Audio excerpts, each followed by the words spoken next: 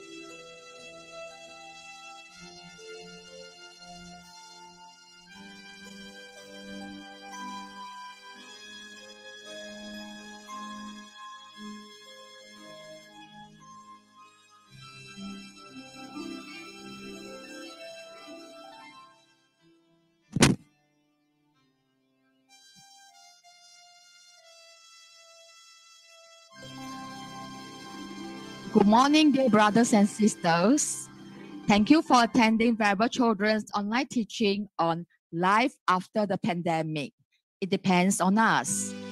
These teachings are hosted by Young Buddhist Association of Malaysia, YBAM, Penang State Liaison Committee, and co-hosted by Buddhist Gem Fellowship, Butterworth Lay Buddhist Society, and Friends of Swarovski Abbey, Singapore. Please switch on the video so that Venerable can see you. If you find that the internet bandwidth is affecting your audio, then you can turn off the video. The COVID pandemic has made clearer than ever how all of us living on planet Earth are interdependent. Just as we have created the causes to live in this time of pandemic, we too can create the causes to bring it to an end, to heal suffering, and to bring peace and prosperity to our world. Awareness of the Buddha's teaching on dependent arising can help us to build back better and improve our lives based on the lessons we have learned in these challenging times. Please note that this is a 2 sessions talk, and tomorrow we have another topic. So remember to join us in the talk tomorrow. There will be a Q&A session after the talk. Please key your question in the chat box and we will ask the question on your behalf. For brothers and sisters using Facebook, you can type your questions in the comment section. We will relay the questions to Venerable Chodron for as long as time allows. Now, a brief introduction of Venerable Thubten Chodron. Venerable Chodron is an American Buddhist nun and the founder of an abbess of Swarovski Abbey, a Buddhist monastery in Portland, Washington, USA. Ordained since 1977, she is a student of His Holiness the Dalai Lama, Zenzab Sekong Rinpoche, and several other Tibetan lamas. She has authored many books on Buddhist philosophy and meditation, and is currently assisting His Holiness the Dalai Lama with the writing and publication of the Library of Wisdom and Compassion, a 10+ volume series on the entire Buddhist path. Please visit thubtenchodron.org for a media library of her teachings and swarovskiabbey.org to learn more about the Abbey. While we are waiting for Venerable to come in and join us, now I'd like to invite Venerable Samke to lead us in chanting of the Shakyamuni Buddha mantra. Venerable Samke. Ayata hom mune mune maha munaye soham. Tayata hom mune mune maha munaye soham. Tayata hom mune mune maha munaye soham. Tayata hom mune mune maha munaye soham. Tayata hom mune mune maha munaye soham. Tayata hom mune mune maha munaye soham. Tayata hom mune mune maha munaye soham. Brothers and sisters, 3 prostrations to Venerable, please.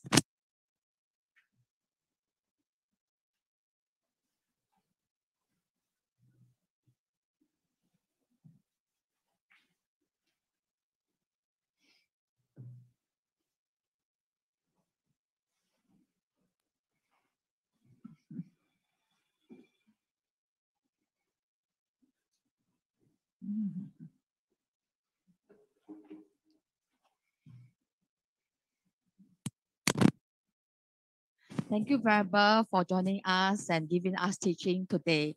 So now is your time. Thank you. Okay. Good. So it's nice to see all of you. Yeah, it's an international group, but I see lots of people from Singapore and lots of people from Malaysia, which is really nice. So I quite appreciate all of you coming to hear the teachings. So this evening we're going to talk about COVID and the effect that COVID has had on us, not only physically had, but especially as a society or as individuals within that society. Yeah. But first, we're just going to sit for a minute and calm our mind and generate our motivation. Then we'll get into the talk. Okay. So I can say one effect of COVID is that now everybody looks at screens, not as individuals, at live people. So even the people sitting in this room are watching it on the screen. And I'm sitting right in front of them. So we've gotten, like a screen is better than the real person. Interesting, isn't it? Okay, so let's just take a minute. Come back to your breath. Let your mind settle.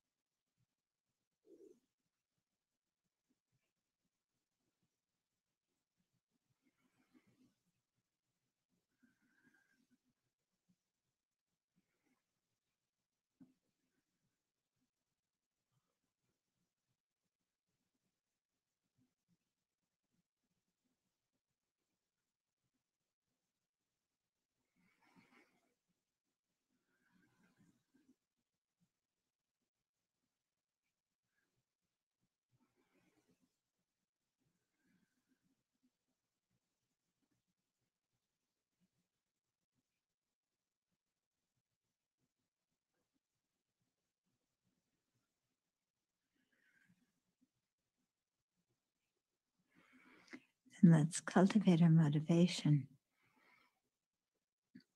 And recall that as one individual, in one way, each of us is very important. And in another way, we aren't important.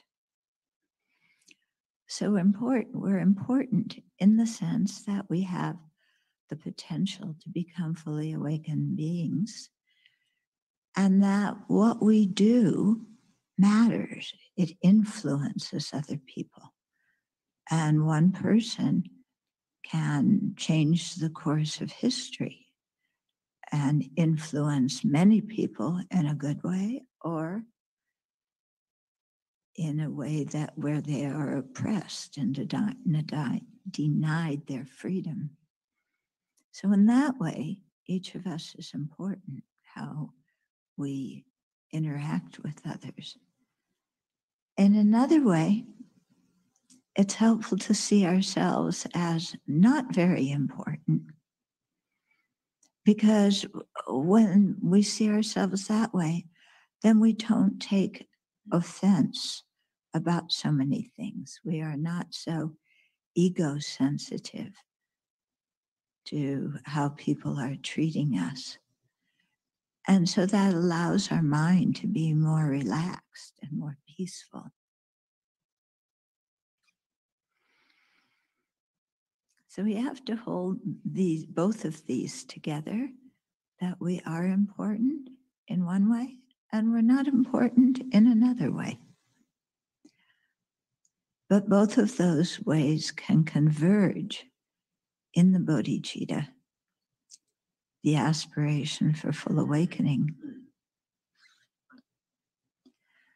And so may we all generate that very important motivation, which makes our actions of body, speech, and mind very important. And in generating the motivation to become a Buddha for the benefit of all beings, may we overcome our self-centeredness and realize that we're not as important as our self-centeredness thinks we are. And so in that way, may we open our heart to all living beings and have love and compassion for them. So let's make that our reason for sharing the evening or the morning, depending where you are.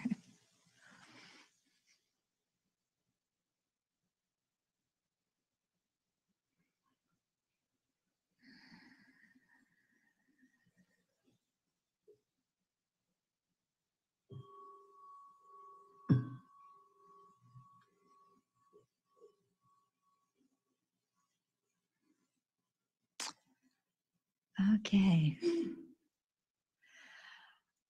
So I found the title of this talk rather interesting, Life After COVID. Okay.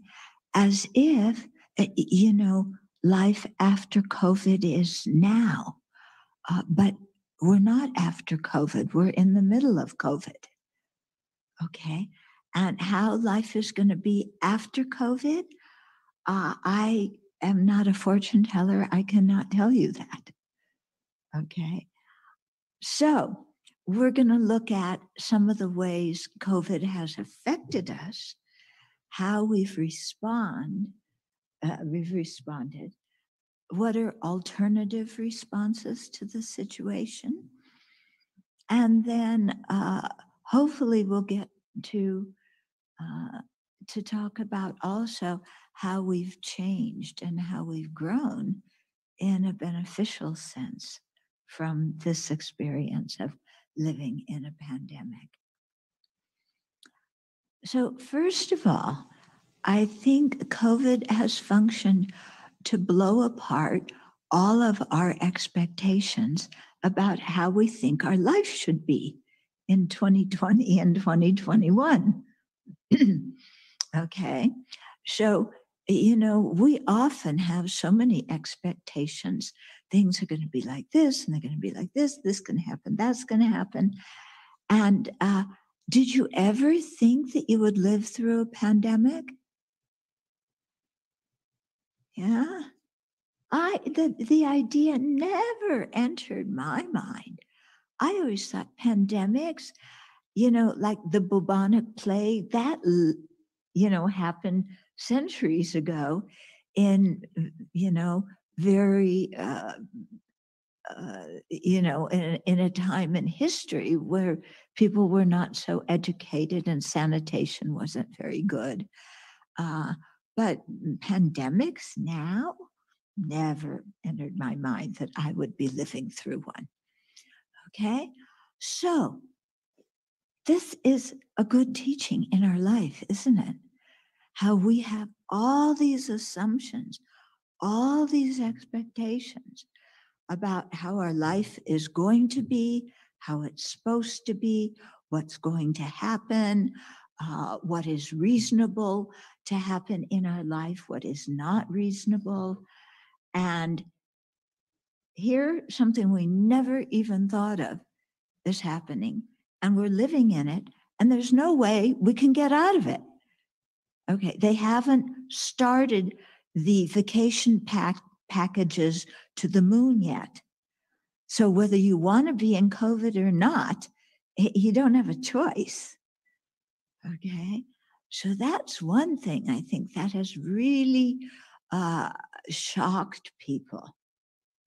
You know, something they never anticipated happening. And because of so many people getting sick, it's affected so many areas of our life and our society. Okay. So it never entered my mind that the hospitals would be full, too full to take in new patients. Yeah. I mean, here, Malaysia, Singapore, you know, we live in countries that are developed. If you get sick, you know, seem to be able to get a hospital bed, no problem. But during COVID, that became a big problem. Yeah. And many people were sent back home because there weren't beds.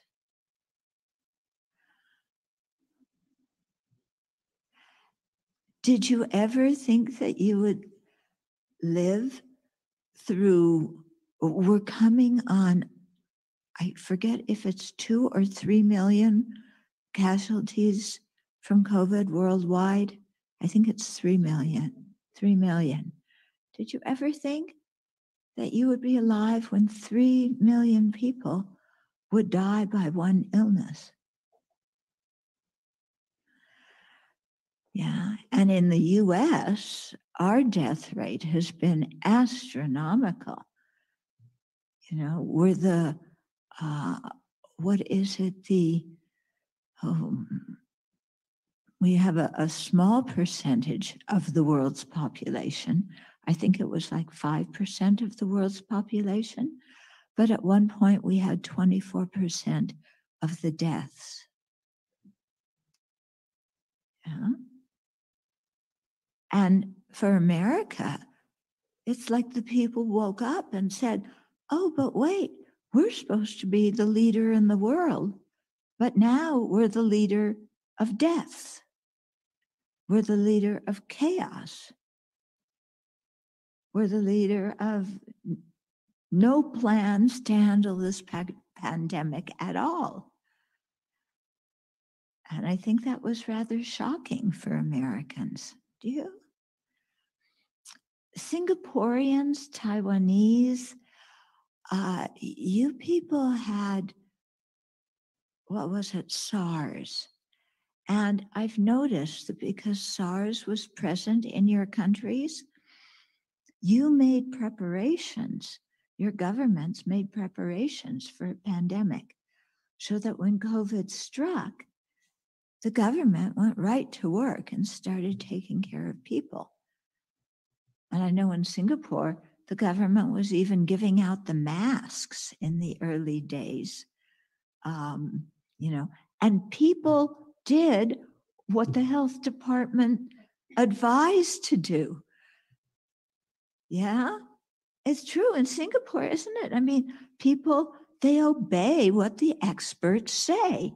And the health department says, no, stay at home and don't socialize. And you people follow what's good for you. And the government says, wear masks, and you wear masks, and nobody complains. Okay. Here in this country, yeah, it's like people have this idea of personal liberty that is really upside down. And they think personal liberty means you can do whatever you want to do. And that's not the liberty, what liberty means. Yeah, at least not by our founding mothers and fathers, of the country, where liberty meant that you were free from the erratic and destructive behavior of other people so that you could live your life peacefully. So here, in response to being told to wear masks, we had protests. And in one state, Michigan, the people arrived with military weapons at the Capitol, and walked into the Capitol because they were so upset at being told that they couldn't go out and they had to wear masks. So COVID, at least here, unlocked a whole lot of social problems that had not been, they were there before, but it really brought them out. So I don't know how it was in Singapore and Malaysia if that happened. Okay. I have a feeling if it did, it wasn't intense like what we went through, but and are still going through. It hasn't stopped yet. So, in this country, the relationship between the citizenry and the government began to be not so smooth. There was a break of trust. The previous president just said, it's a hoax. It's like the flu. Nobody's going to get sick, that sick. You'll recover. It's going to go away. Remember last year in March, he said it was going to be over by Easter so that everybody could do all their Easter things together. So we were sitting here with the government lying to us about the state of the disease and its impact on people, and about our readiness to have the equipment that we needed to handle the hospitals being overloaded. Okay, so this kind of social problem, again, it was kind of there in America, but it really exploded because of the disease. And now, in some ways, for many of us, faith in the government is being restored. We have a new president now. But for people who like the previous president, they don't feel that way now. And they feel like the government is trying to control them by asking them to wear a mask. It's very strange. Very strange. So I really admire the people in Asia where you kind of listen to the experts. That's a very good quality. Keeps people safe.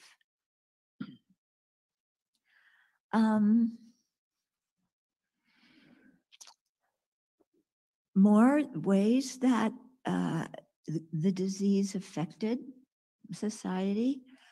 Okay. Of course, economically, and some countries more than others, because so many people were ill, or people were being on lockdown and told not to go out. Then many people lost their jobs, production decreased, and the economy went south. Okay. Something, again, that we probably didn't expect to happen, and there it went. Yeah, we had planned to start building the Buddha Hall last year. And then all of a sudden, within a few months, the economy went, and there go our plans to start construction. So we're trying again this year. Yeah, we hope, nothing interferes with it this time. But one thing we've really learned from the pandemic is, not to have too many hard and rigid expectations. Because as soon as you do, life happens, and things that you didn't expect to happen. And so we have to learn to be flexible and deal with them instead of reacting with, but it's supposed to be like this. Well, supposed to be doesn't matter. Yeah. In our lives, there are a few words that we say a lot that really don't matter. Supposed to be is one of those phrases. Things are supposed to be like this. Well, who said so? It's usually, me, I said so. But just because I said so doesn't mean it's going to be like that. Another word that we say a lot that is really, it doesn't function very well, is should. It should be like this. And it should not be like that. Well, what does should mean? You can say should and shouldn't all you want, and it doesn't change anything. Does it?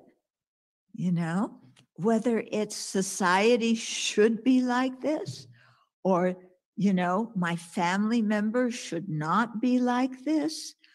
Whenever we say should, it's like, well, good luck. Because should doesn't make something happen.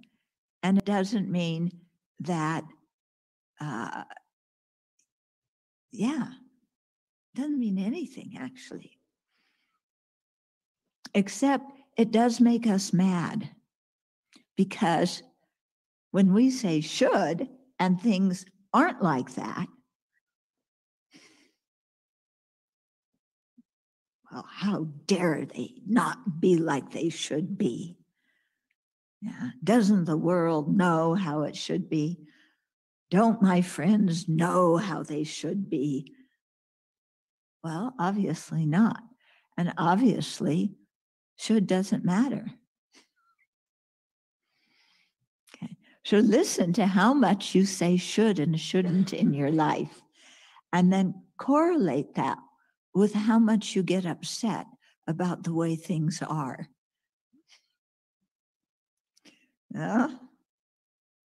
And try and leave those words out of your vocabulary. Should, shouldn't, supposed to, ought to be, better be. Okay. All these kind of judgments doesn't mean it's going to be like that.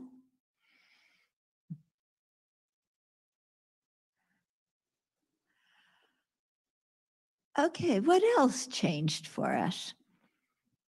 Well, children didn't go to school, and adults started working at home. Did that happen in Singapore? Kids stayed home? What about in Malaysia? The kids stay home from school too?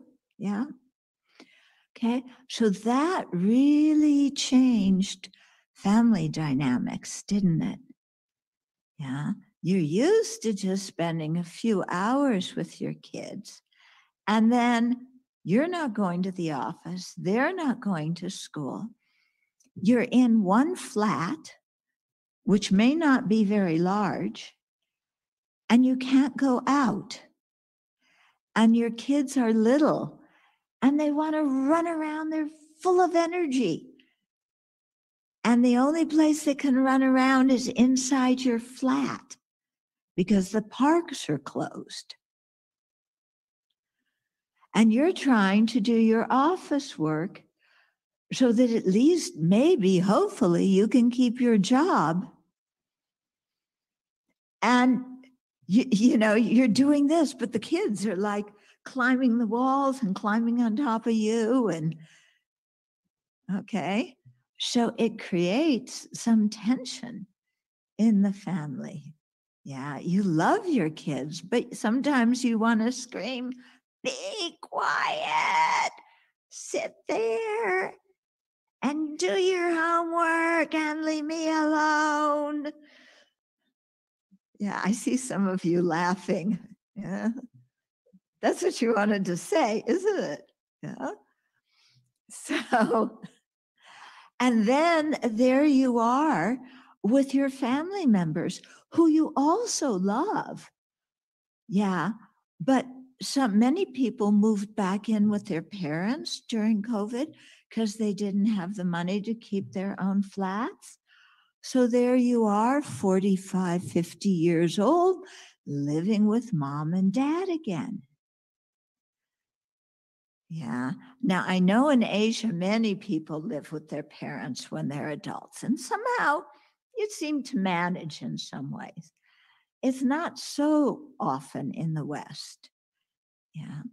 And what I have noticed, and this kind of goes east and west, is that our parents always look at us as if we were babies.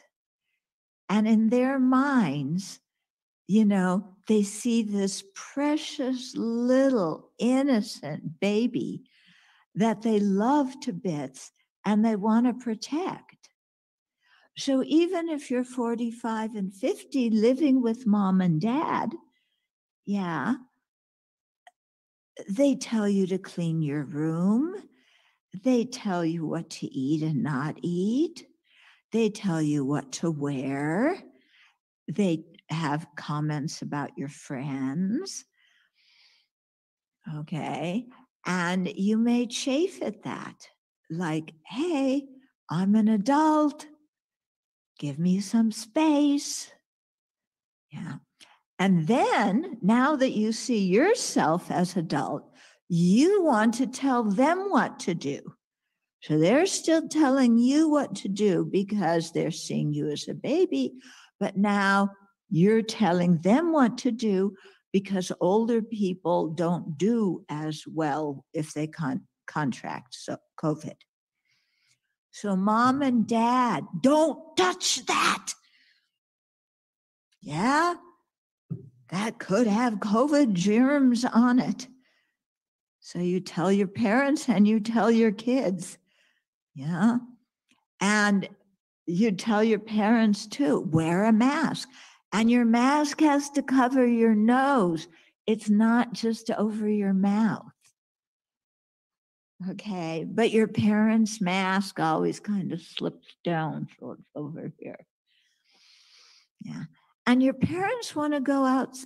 They want to go out to eat. Yeah. They don't want to eat inside the house. Yeah. Especially, I noticed in Singapore, people go out to eat most nights. Yeah. Because it's cheap and the food is good. And so who wants to stay in the house? Your parents want to go out and you have to say, Mom and Dad, we're not going out. Okay. That's what your parents used to say to you when you were a teenager.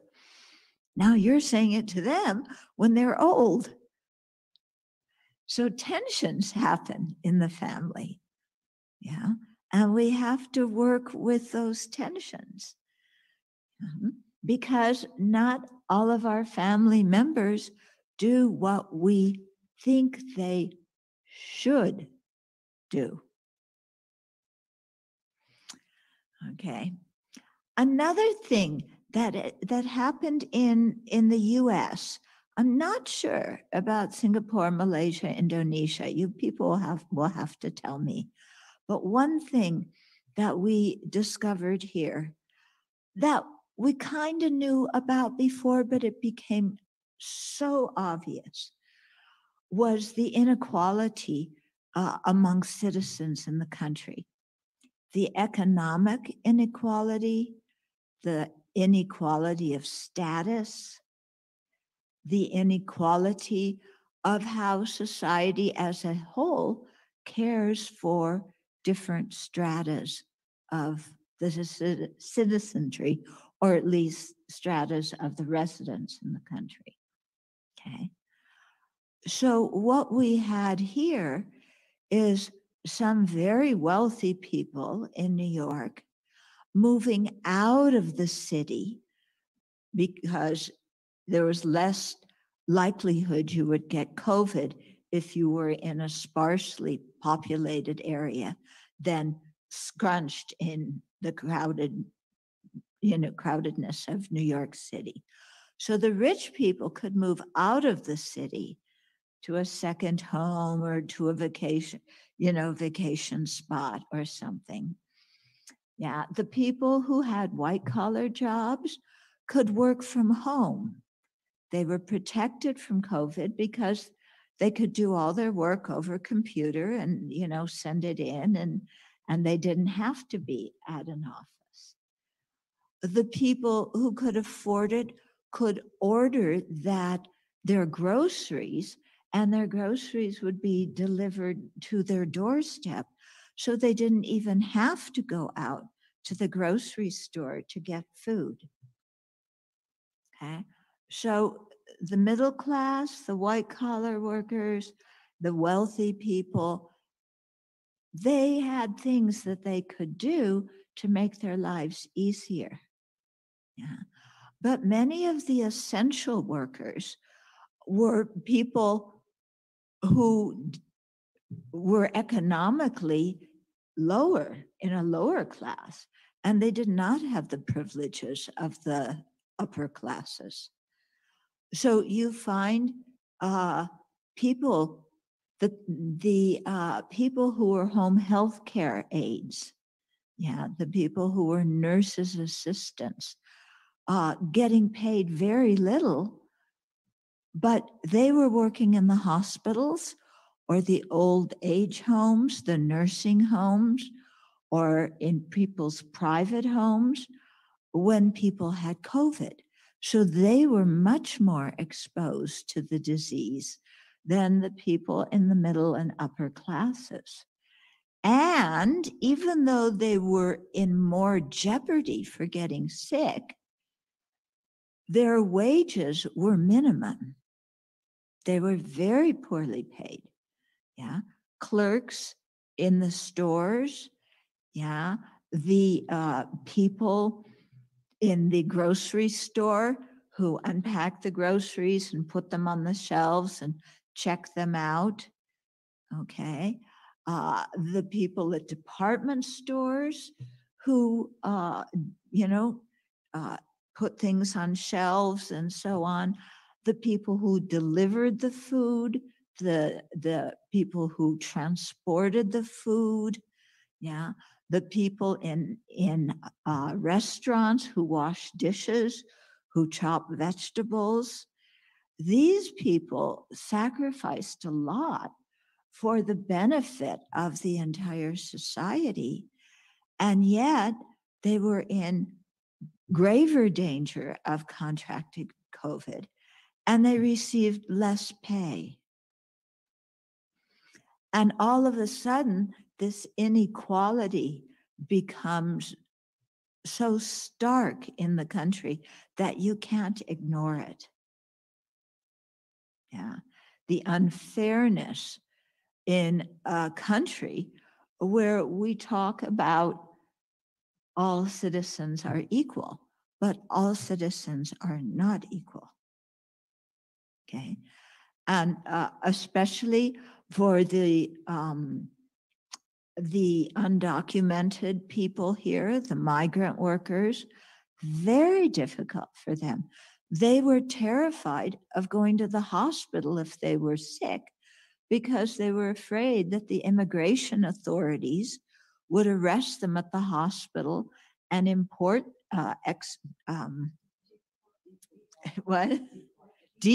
them, not import them, deport them back to their own countries where it is dangerous for them to live and where they could easily be killed. Yeah. So this kind of inequality became so blatant, you know, it's very painful. And then in the middle of it, we had a Black citizen of the country, an African-American citizen, being murdered by the police. And so here we're in the middle of a lockdown with the disease raging, and people are very upset and they're protesting in the streets. Okay, so I think did you see that on TV? Yeah, did you see what was going on here? Yeah, so it was very distressing, very, very distressing for everybody. Okay, so yeah, so everybody had all sorts of unexpected situations that they had to work with. Okay, this is what we call suffering, isn't it? You know, dukkha. That's why the Buddha's, the first of the four truths is dukkha. Our life situation is unsatisfactory. Yeah. And so COVID reminded us of that because we often space out. We go to Dharma talks, we hear about the four truths, dukkha, the origin of dukkha, the cessation, the path. It all sounds very good. Yeah. But I really want the teachings on life, love, and bliss. Okay. So, you know, not too much of this dukkha, unsatisfactory suffering stuff. You know, I want the teachings. You know, when the lamas come and they ring the bells and they play the drums and they say all sorts of things in a language we don't understand. And all we have to do is sit there and we get blessed. Yeah. So, you know, that's how people want to handle things, you know, isn't it? It's like we want Dharma to be kind of entertaining. So these initiations and pujas, they're really kind of entertaining, aren't they? I mean, you have bells, you have drums, you have these vajras, you have the long horns, really long. You have the short horns. Yeah, then you have hats. My goodness, these lamas who come and do the pujas, they have all these different colored hats and lots of brocade, so much brocade everywhere. Okay. And big thrones. Yeah, you wonder if Queen Elizabeth's throne is as big as these lamas' thrones or not. Yeah.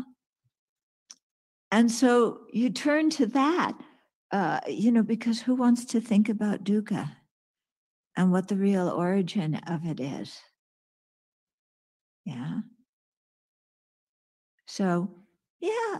You know, show all these things on the internet, then I can see all these kind of exotic things, yeah, without being exposed to COVID. And, you know, and I still get blessed.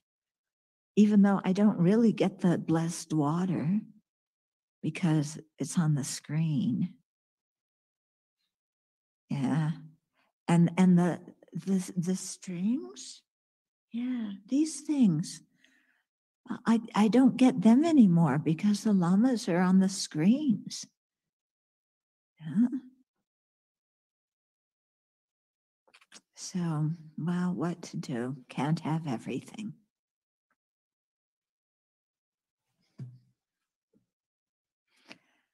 Okay. So what else happened?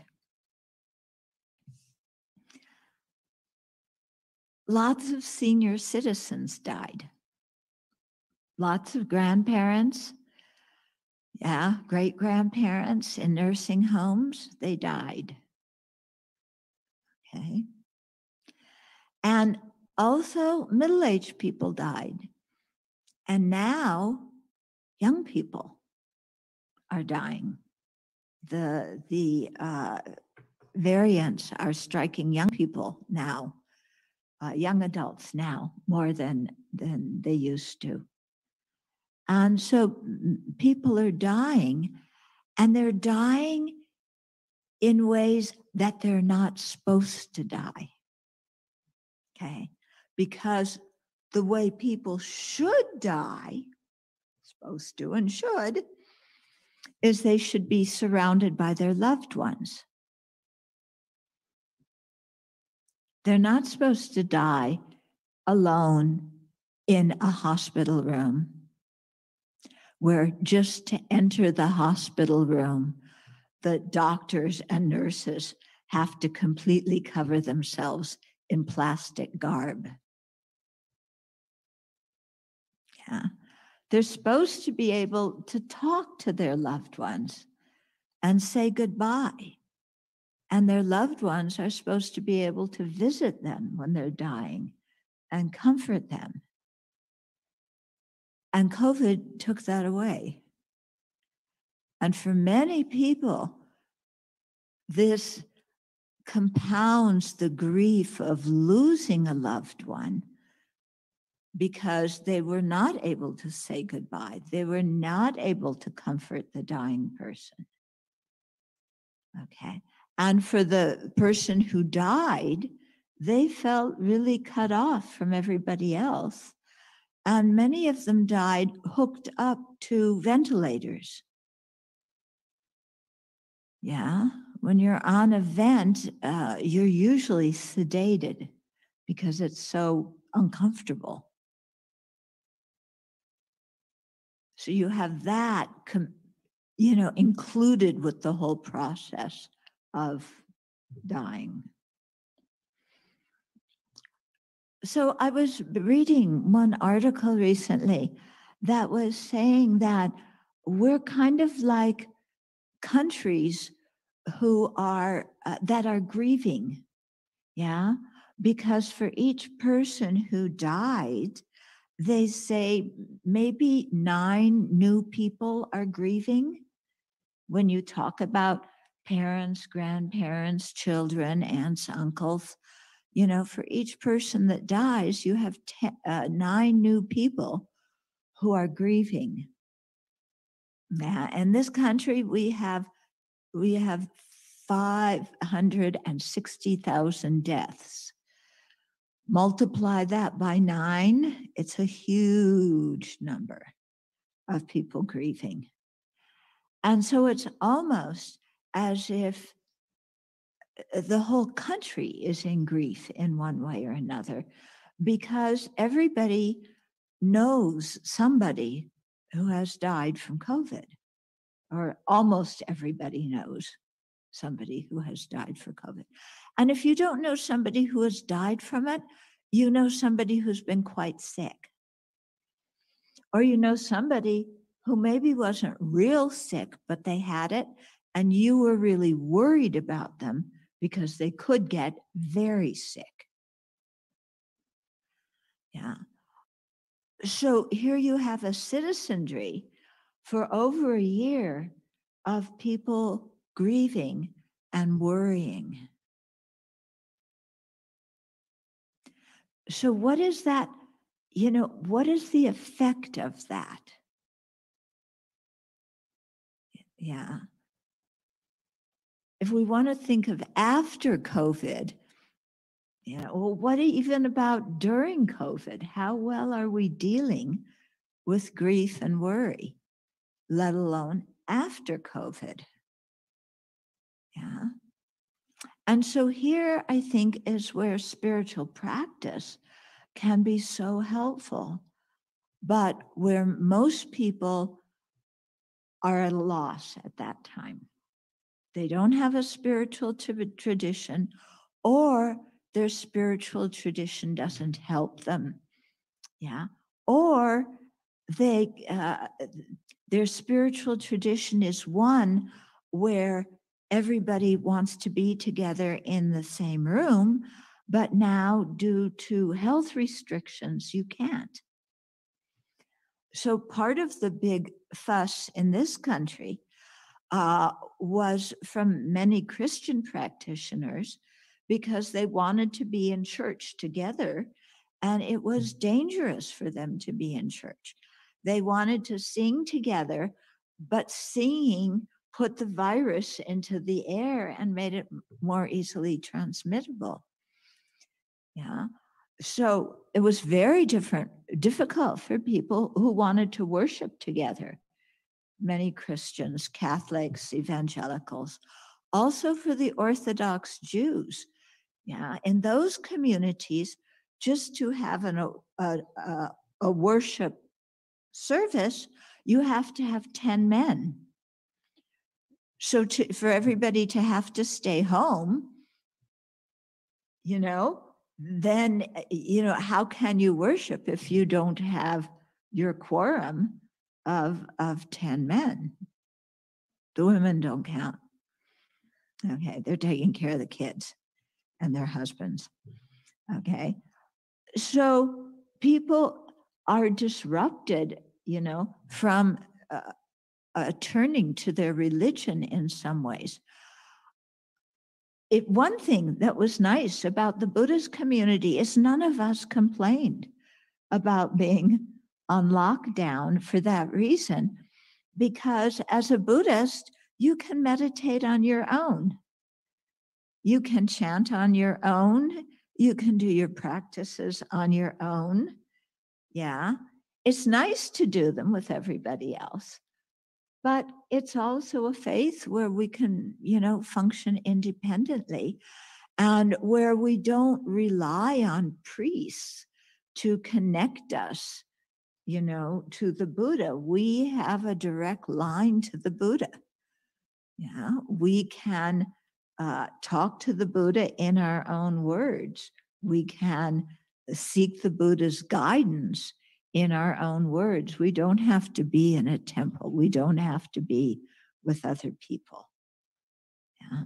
So for the Buddhists, I think it was easier for us in that way. Yeah. And what we found here at the Abbey was our online courses were now like having huge numbers, well, for us, huge numbers of people attending. Yeah. Because, you know, for the Buddhists, yeah, we want to hear teachings. And even for people who weren't Buddhists, they wanted to learn about Buddhism. So many new people started attending online courses. It was really wonderful. So we felt very happy that we were able to give something to so many people in society who were grieving and who were worrying. And they were trying to find something that made sense to them and something they could practice. Yeah, so I think that was quite good, don't you? The people here, you feel satisfied with what we were able to do? Yeah, I think it went very well. And we're still doing that. Okay, really reaching out nationally and internationally, because people are really starting to question, what is the meaning of my life? Yeah. And what does it mean to live a good life? And how should I, how am I to relate to society now? And how am I to relate to death and dying? For many people in this country, again, I don't know if that happened in your countries or not, but the hospitals were very crowded, and the morgues where they put the corpses after people die, they ran out of space in the hospitals. Yeah. So they had refrigerated trucks outside in the parking lot, one refrigerated truck after another. And each refrigerated truck had like these beds, like bunk beds. Yeah. But the bunk beds were very close together. And on each one, they put a dead body in a body bag. And they kept them refrigerated because there was no place inside the hospital to do it. Yeah. And so they were all kind of stacked up like that. And then many people buried not as individuals, but in mass graves in New York City, the Potter's Field. Many people, the family didn't claim the body, or they were afraid to claim it because the person died of COVID. Yeah, and so then these bodies were buried by the state in kind of mass graves. This caused a lot of distress in people's minds because for Buddhists, it doesn't cause so much distress because we know that the body is not us, and we've heard the Buddha's teachings of not to cling to the body. Yeah. But for people of other faiths or secular people, yeah, how the body is treated is very, very important. And now they couldn't have the usual funerals with the family around. They couldn't have, show the body. What did they call it? Visitation? What? Viewings. Yeah. Viewings where the family and friends can come and see the dead body. And, that's actually quite helpful for the family and friends to accept the death when they can actually see it. But during COVID, they couldn't do that. Okay, that was quite hard on people. So there were all sorts of things that weren't expected that all of a sudden people had to deal with. Okay. Staying at home, you learn things about your family members that you didn't know before, maybe even about your spouses. Yeah, because you were with them 24/7. And not everybody is in a good mood 24/7. Yeah, but there's no place you can go. So you're with them. Yeah. So for some people, their relationships kind of disintegrated because they were in such close contact. For other people, their marriages blossomed because they finally had some time with their spouse to get to know each other and to do things together. And for some families, the relationship with the kids really flourished because, instead of mom and dad rushing off to work and having very little time to spend with the kids, everybody was at home, and these particular families were able to really enjoy being with their kids and teaching their kids. So what you have is the same situation, and some people thrive in it and other people go nuts in it and get depressed. What's the difference between whether you thrive in a bad situation or you get depressed? What makes the difference? Is it in exactly what the external situation is, or is it in the state of your mind? Okay, so this is the question that I'm posing to everybody, yeah, because we're still in COVID. So if you're happy, if you're unhappy, is that dependent on the situation, or does it also depend on your mind and how you view that situation and how you respond and interact with that situation?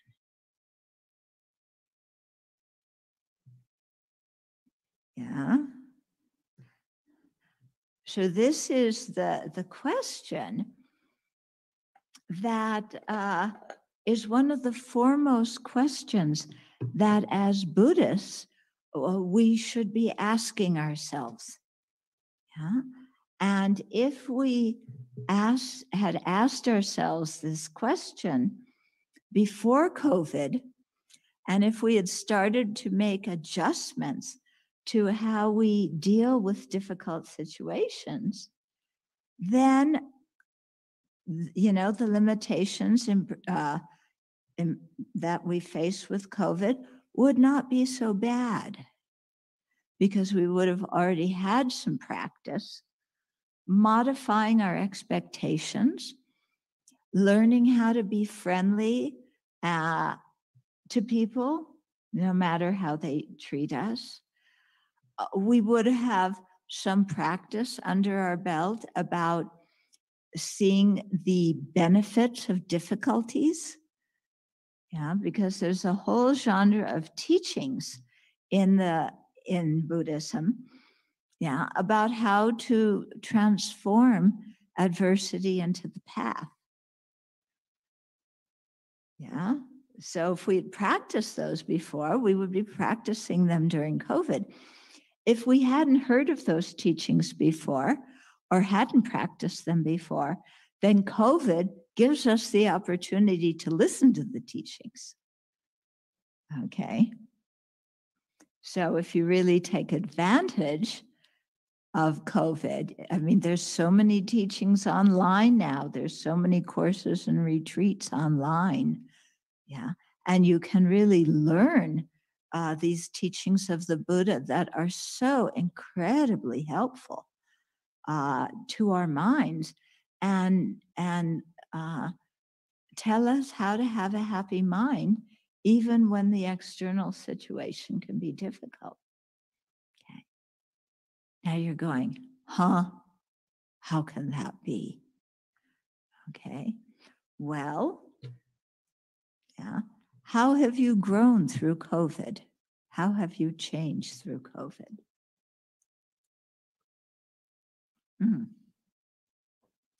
Did somebody put some cold water in this? Half, okay.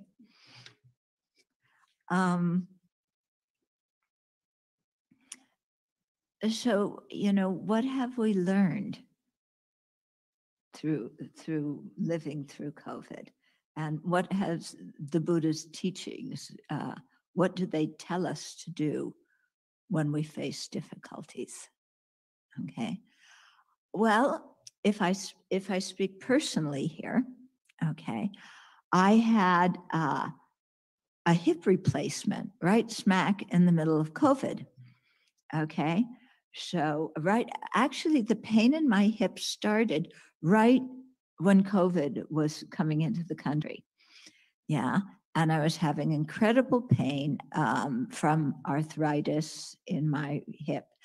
And then I had to wait and have hip surgery. Okay. It was my first time being put under. I had never been put under before.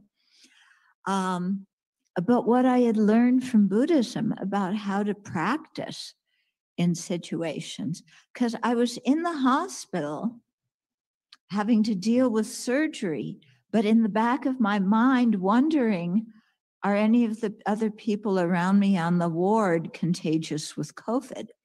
Because they were supposed to keep all the COVID patients in other wards. But COVID is such that you can be a carrier and not be sick. Okay. Or you can carry it and it's before you get ill. So thinking, are any of these people carrying COVID? Yeah.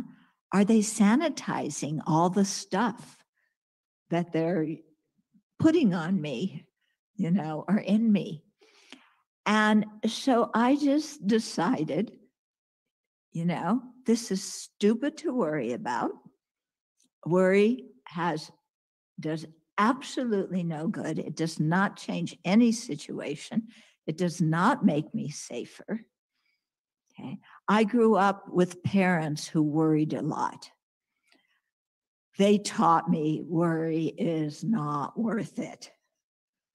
Okay, you are so miserable when you worry, and you can't do anything to remedy the situation. You just sit there biting your fingernails, going, oh, what happens if this? What happens if that? What happens in this? So I decided, okay, I'm not going to worry about COVID while I'm in the hospital. And then after I came back, I had to go for physical therapy. So for several weeks, I was going into the hospital, our local hospital, twice a week to get physical therapy.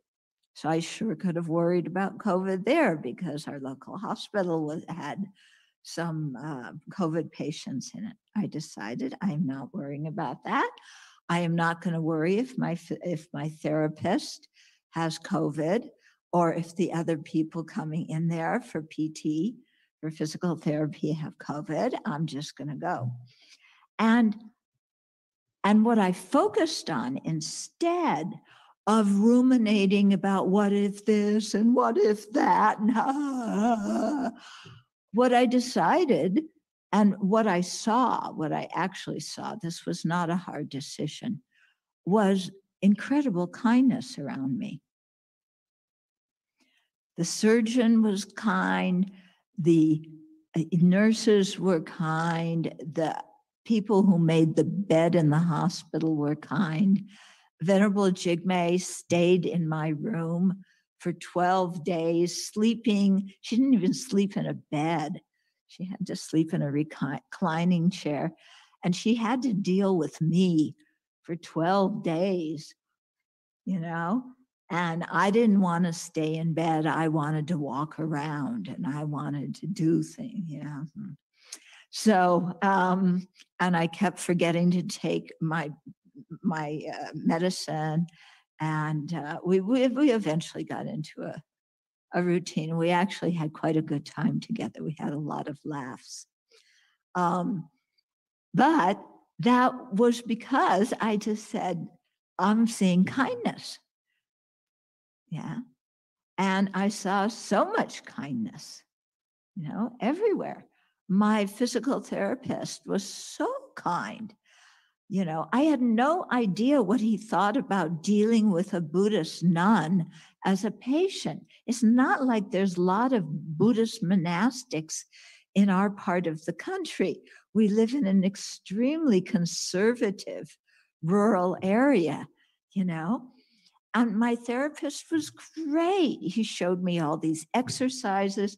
He encouraged me, and every time I went in the hospital, they had to take my temperature and they asked me the same questions each time, but everybody was so nice. Yeah. And so one thing I learned from COVID is that if I look, there's kindness all around me, And when you see kindness, your mind is happy. Yeah. When you don't see kindness, when your mind is always going, yes, but it should be, it ought to be, it's supposed to be, then no matter what you have, the mind is miserable and dissatisfied. Yeah. But when you see kindness, then everybody is kind. Really kind of remarkable, And because we don't buy any of our own food, people brought us food and they sent food to us. Yeah, so many people wrote us and they said, are you guys okay? You know, and then they would send us boxes of food. It was quite amazing. We were just looking at this going, you know, like, wow. And we hadn't asked for anything. And there's like, you know, these cases of rice crackers and jam and protein powder and so many different things. Yeah. So just the kindness of other people. Yeah. That, you know, here we are, you know, in a rural area, and people sent offerings and they drove up here in the middle of the pandemic to deliver offerings. And the UPS people, the delivery trucks, you know, they came up and, you know, delivered all sorts of stuff. And we were just floored by it. I mean, we kept just sitting here being so amazed by the kindness people were showing us. Yeah. So, you know, at least one thing I learned from it is be aware of what you pay attention to, because what you pay attention to becomes your world. And if you pay attention to people, you know, who disagree with you and that bothers you because they have different opinions, then you're going to be really unhappy every time you try and have a discussion with somebody because they have a different opinion. Yeah. If you get unhappy because, you know, and you're angry and upset because people aren't wearing masks when they should be, yeah, then you're going to be really unhappy. Yeah, when you can look at those people and say that they're afflicted by ignorance, yeah, it's not that they intend to harm others. They're afflicted by ignorance. They're afflicted by arrogance, thinking that they won't get COVID or that their family members won't get it. So instead of being angry at them, you know, accepting them, seeing them with compassion instead of with frustration and judgment. Okay, so this is a way of practicing that all of us can do. And all it takes is a change in our mind, in our attitude. So I just looked at the clock and it's 8:10 here. And in Singapore, I guess it's 11:10 in the morning. Anyway, the MC was going to start speaking 10 minutes ago. So, Xiao Hong? Yes, Venerable, we have a few questions for you. Okay, go for it. The first one is pertaining to dissemination of vaccine information and information related to COVID-19, especially if we are not so informed and we have some biasness. So the question is, should we then disseminate the information? And related to this question is about the vaccine. If we don't have confidence in the vaccine, and if we try to convince others not to take the vaccine, is it a non-virtuous act? How can we transform this mind?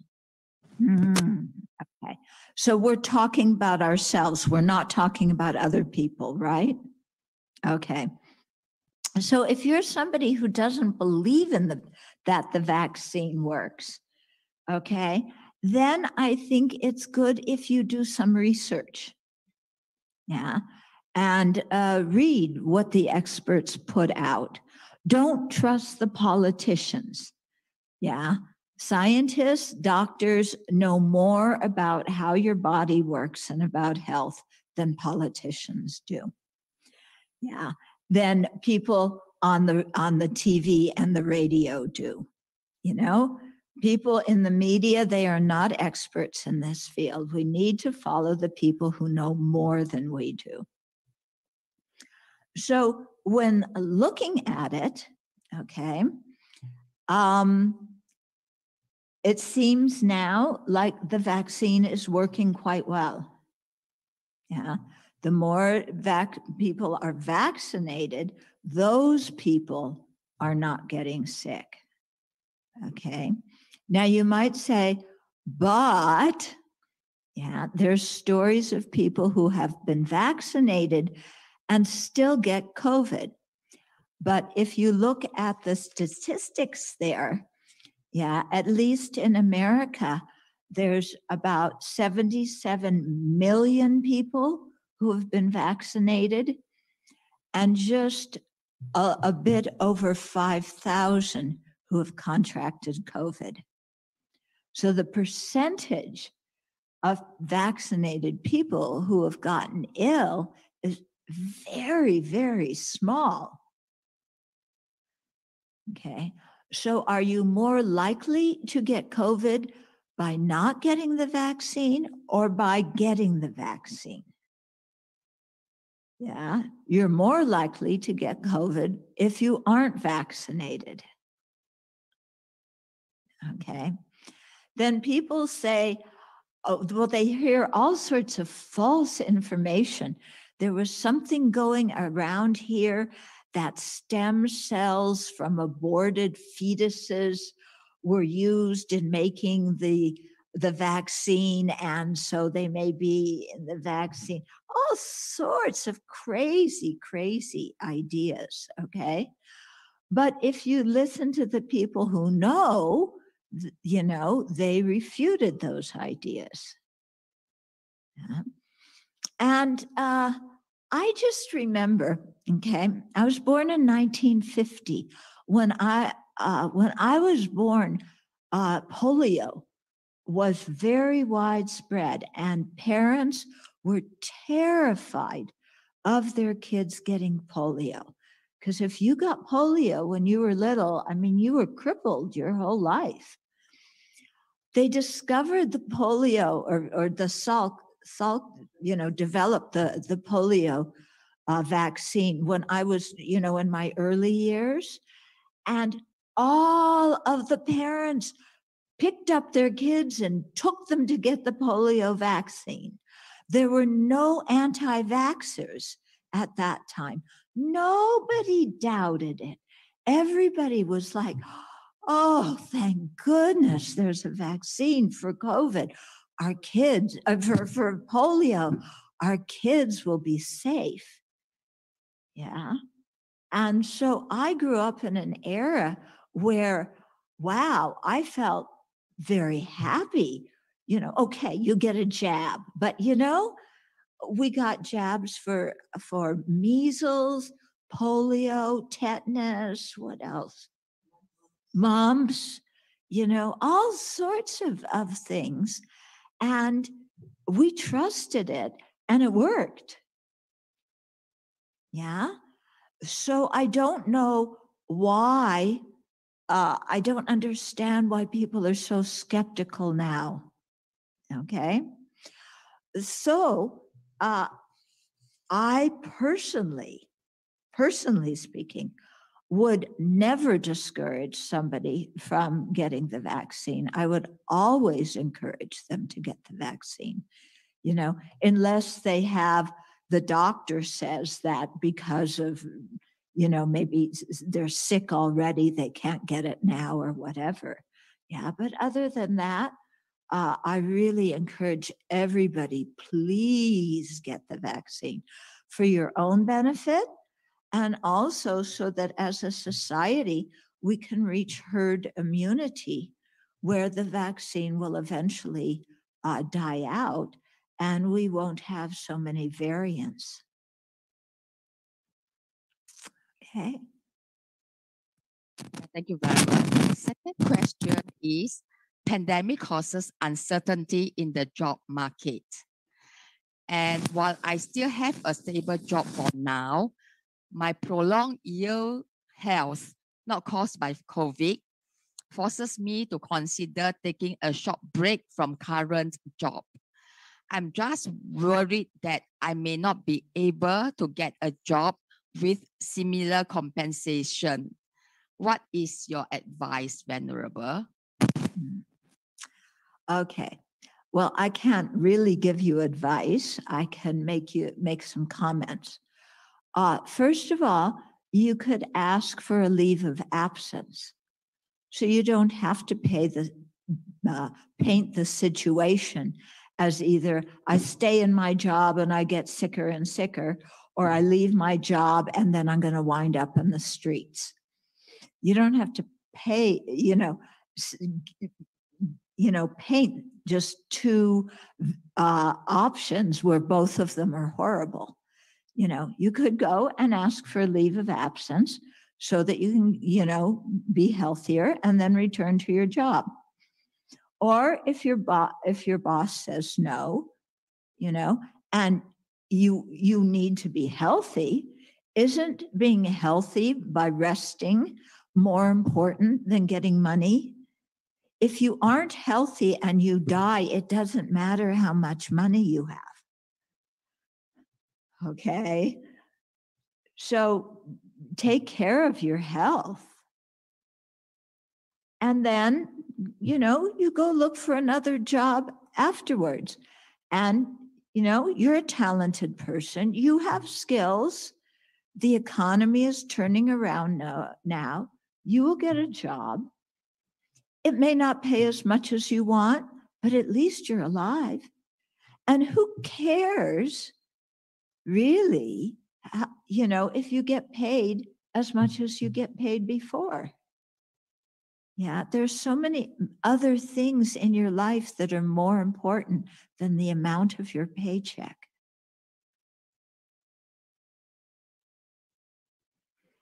Yeah, please think about that, because I think that's another thing that many people are questioning due to COVID, is I put so much emphasis on, progressing up the corporate ladder and getting more money. And here is COVID, and it doesn't matter how much money you have. Yeah, money does not prevent you from getting sick. Money does not make you well. Money is not the meaning of your life. Yeah, so many people are starting to question, well, what really is important in my life? Because now I don't, it's impressed on me that I may not live until, to be 3,004 years old, And so I have to do what's important in the time I have alive. Okay, Venerable, the next question is, we are used to working from home, and now we have to adjust to commute to work, feeling difficult to apart from our loved ones. How can we overcome this? Well, you see your loved ones after work, don't you? Yeah. So you have to go to the office and go back to work. That's what you did before. It was okay before. Why not make it okay now? You see your loved ones when you come home from work. Yeah. And you go to work, you're with your colleagues. You can make new friends at your job. Yeah, it's a change of environment. There's, many people will be very happy to get out of the house. So you have to adjust a little bit. But isn't that the mind that doesn't like to adjust? Isn't that part of our mind that has unrealistic expectations? That things should always be exactly the same. Circumstances shouldn't change. I shouldn't have to adjust. Well, we always have to adjust. Yeah. And adjusting it's not terrible. Yeah. There's many good things that come out of it. So enjoy the good things. Okay, Venerable. This question has to do with a lot of things that we are so used to. So for some people, their conditions such as financial, mental health, emotion, and physical, etc. And their relationships with their families, friends, bosses, employees, etc., might have been seriously severed during the long and widespread pandemic, which may be beyond salvage. How do they rebuild everything before they lost their hopes and commit suicide? We have our own limitations, but how do we help them within our limited means? Okay. Let me just see. I couldn't hear the whole question. You need me to repeat? Or maybe somebody here understand the question. Nobody seems to have understood the question well.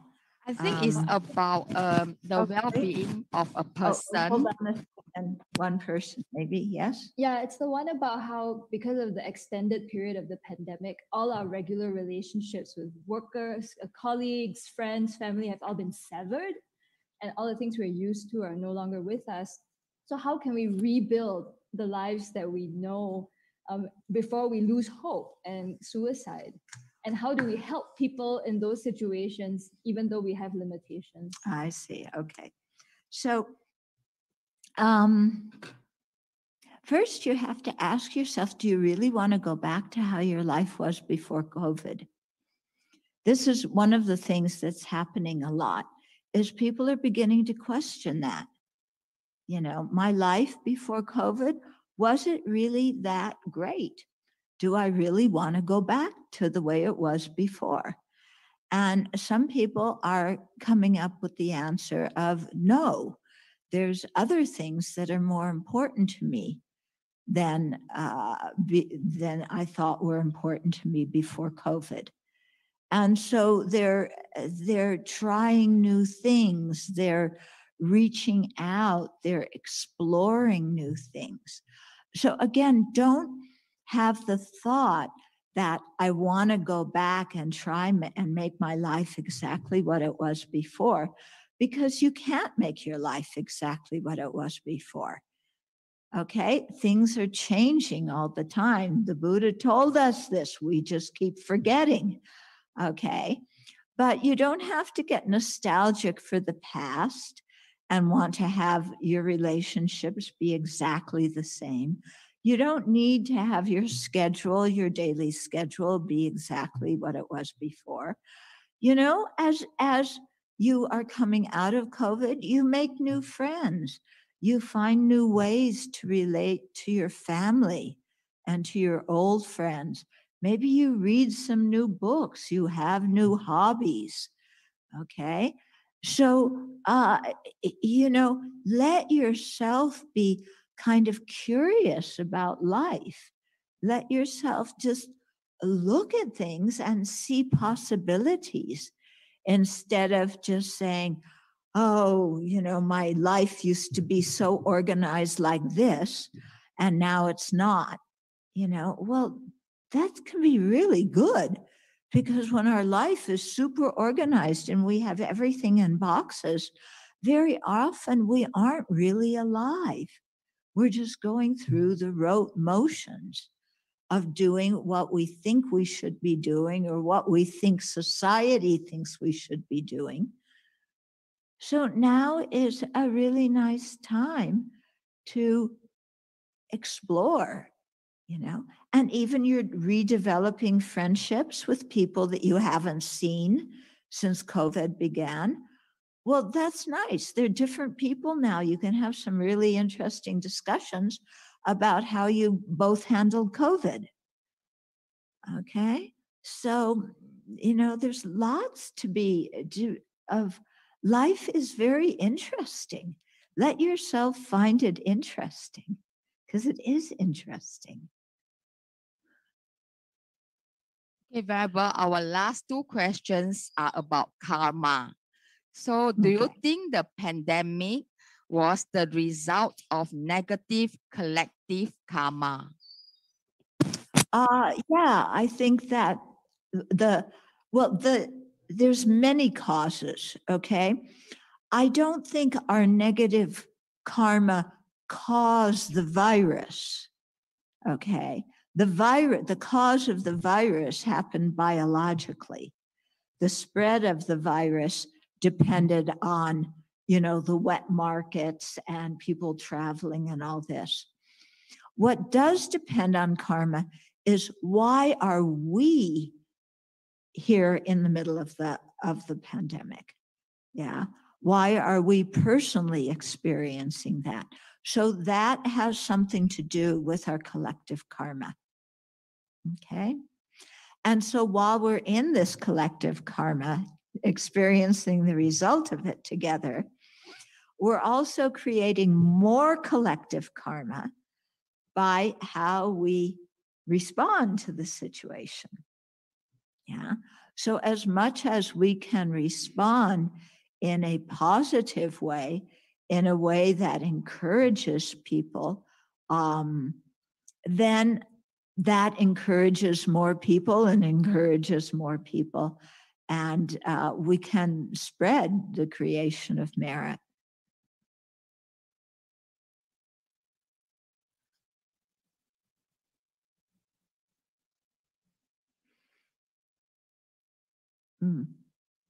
We can't hear you, Xiaohong.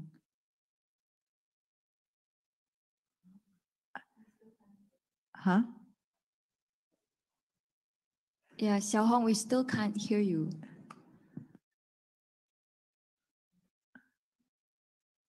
No, we still can't hear you. Okay, can you hear me now? Yes. Okay. Is it bad karma if my job require me to directly or indirectly kill harmful insects and summon people? Kill harmful insects. Insects and do what to people? That means fine others. Giving fines. Giving tickets. Giving tickets. Issue fines. Giving fines to people. Yes. So is it a bad karma? Okay. Well, from a Buddhist viewpoint, taking life does create negative karma. Okay. If you have regret when you take life, the karma is not as serious, but it's still negative. If you purify afterwards, again, you lessen the weight of the karma. So if you're in situations where you do create negativity, be sure and apply the four opponent powers and purify. In terms of giving tickets to people who don't, like what? Spray their homes to kill the bugs? Is that what the question is? Yeah, okay. I don't know, I would rather have another job than one that encouraged the killing of insects. So I don't know that I can really respond to that question very well. Thank you, Venerable, for your precious teachings. And brothers and sisters, we hope that you have enjoyed and benefited from Venerable's teaching. I believe some of us might have heard of the building of the Buddha Hall, and some of us might be new to it. So a brief introduction of this project. The Buddha Hall is a long-awaited temple space, the crown jewel of buildings of Sravasti Abbey. No monastery is complete without its Buddha Hall. And while our beautiful log cabin meditation hall has served its purpose well for 17 years, it was always a temporary solution. And now with a resident community of 17 monastics and pre-COVID attendance at Abbey programs regularly, surpassing 50 people. The meditation hall is just too small to contain all the Abbey's Dharma activities. When the Abbey opens up again, we expect an even greater surge of people seeking methods to cultivate peace. The Buddha Hall will be a two-story, 17,000 square foot temple and the library, a spiritual home for all beings. It will be the center of spiritual practices and Dharma education for monks, nuns, and lay visitors too. The Buddha Hall welcomes the Sangha of the 10 directions and will be built to last for thousands of years. A tribe of kind donors invited Abbey friends to match their 250,000 challenge gift by July 14 to jumpstart the building project to begin summer 2021. May we invite everyone to join us in this meritorious act of supporting the building of Buddha Hall. So, Venerable Children, would you like to say a few words about the Buddha's Hall? Okay. Yeah, you kind of said it all, Xiaohong. Our meditation hall is too small. We need bigger spaces. Right now, the teaching that you're listening to is in our dining room because we don't have the ability to live stream or have Zoom in our current meditation hall. And the dining room is the biggest room. So a lot of teachings are happening in the dining room right now. It would be really nice that if the dining room could be a dining room and if we had the other rooms where for our meditation, for our Dharma teachings, for our classes and so on. We're also very short of office space. And so the new Buddha Hall will have office space. So we won't be all sitting on top of each other as the community grows. And what else? Oh, our library. Right now, our library is like crammed. And it's very difficult to find materials in it. In the Buddha Hall, we have plans for a nice large library with seating areas, with a computer system where we can find the books easily, and which will be very, very nice and very helpful. So it's really going to be a building that's well used and used for a long period of time. So for us, it's really kind of exciting to build it and to watch all the pieces come together, because there's so many people involved in building this. There's many engineers and our architect and the contractor and all of us here trying to make decisions, and people all over the world giving $5, $10, 5,000, 10,000. It's a way for people to get in touch with their own goodness and to support something that's going to create the physical space where many people can practice the Dharma and progress on the path to awakening. So we invite you all to contribute, and we invite you to all come here and, meditate with us and hear teachings at the Buddha Hall when it's completed. A kind volunteer from the Abbey has spent a lot of time and effort to develop a video of this project. So let's watch the video together.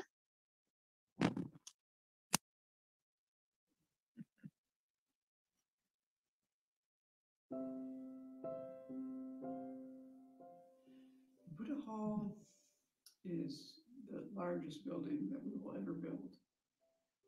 Its function will be the centerpiece of the community in terms of the religious life. All the practices, teachings, most everything will happen there. I think this is going to be the most beautiful building that we've ever built. So do we still need a Buddha hall? At some point we will open to guests. We definitely need it for the guests. And our community is also growing, even during COVID. And we really need the space. The Buddha Hall will be a spiritual home for all living beings for a long, long time to come. And it will allow for the monastic community to continue to flourish and grow. There's a future monastic. The monastics have a place to meditate. You have places to study.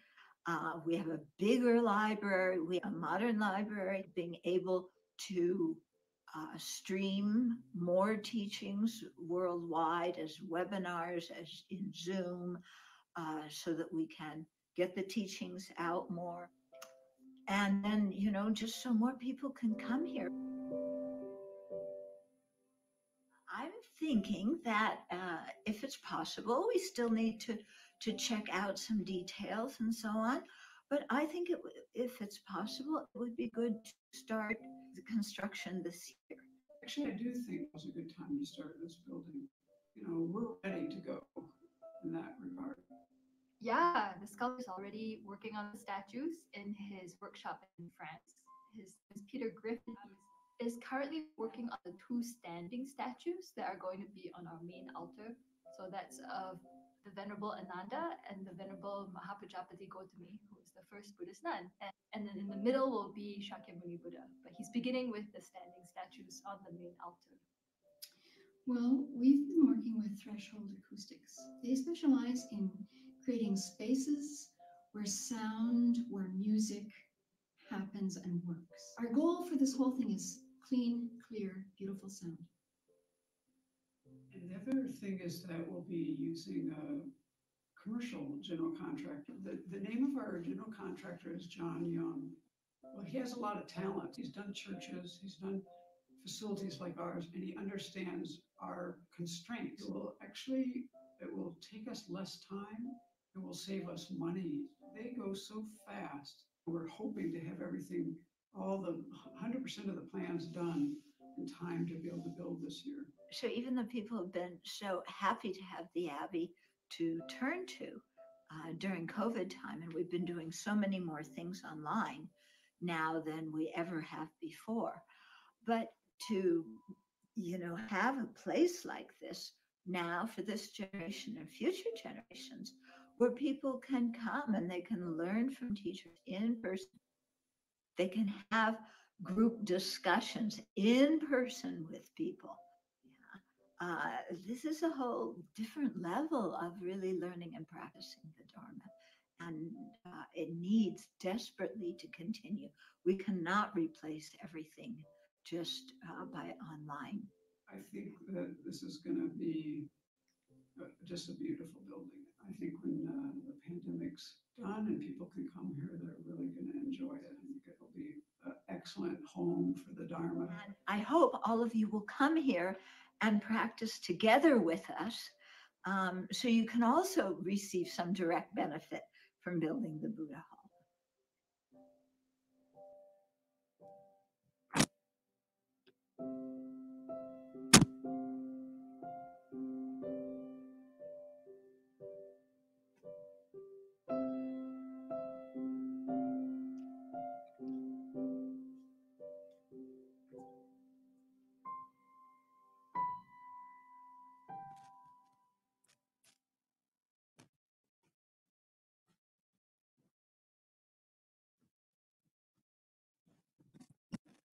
Wow.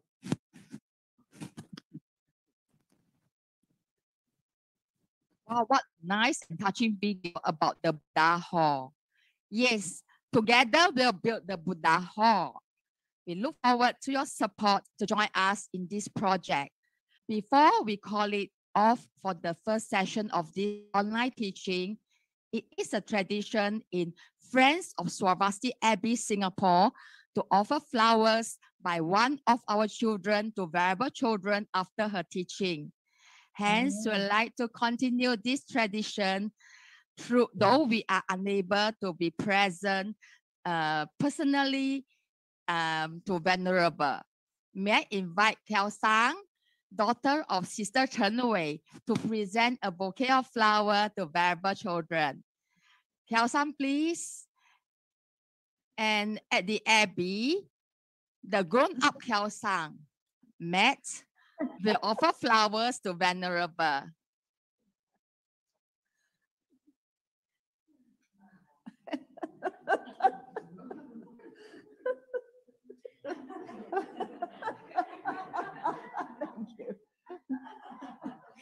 You need to show them your face. Venerable, you have to Thank you receive very from much, Kiao Sang. Kiao-san. Venerable, Kiao Sang would like to offer it to you again. Yeah, thank you, Kiao-san? Kiao.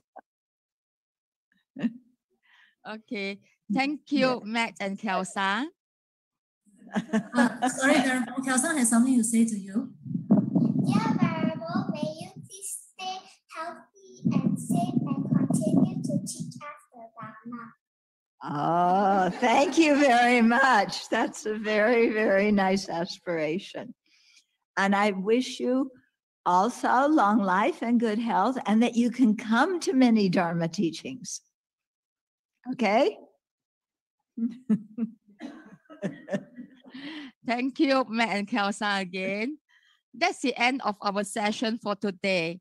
Please remember to zoom in again tomorrow for the other talk, Living a Happy Life, COVID or not.